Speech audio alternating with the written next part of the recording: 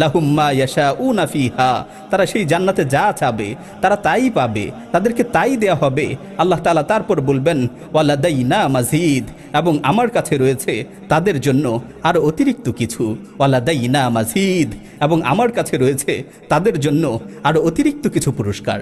এই অতিরিক্ত পুরস্কারের ব্যাখ্যায় মুফাসসিরিনে কেরামগণ বলেন, ইন্না যালিকাল মাজিদ আন-নাযরু ইলাল্লাহি জাল্লা সানাউহু, এই অতিরিক্ত পুরস্কার হচ্ছে আল্লাহর দর্শন লাভে ধন্য হওয়া।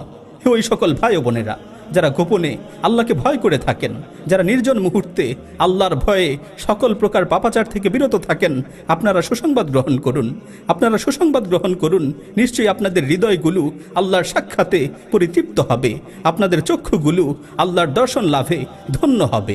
প্রিয় ভাই ও বোনেরা, আমরা যারা শান্তিতে জান্নাতে প্রবেশ করতে চাই, আমাদের রবের দিদার লাভে ধন্য হতে চাই, তাদের সকলের উচিত নির্জন মুহূর্তে বেশি বেশি করে আল্লাহকে ভয় করা, আল্লাহর ভয়ে সকল পাপাচার থেকে বিরত থাকা এবং নির্জন মুহূর্তে আল্লাহর ইবাদতে মশগুল থাকা।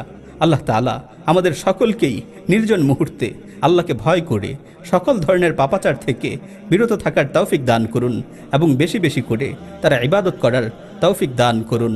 ওয়া আখিরু দাওয়ানা আনিল হামদুলিল্লাহি রাব্বিল আলামিন।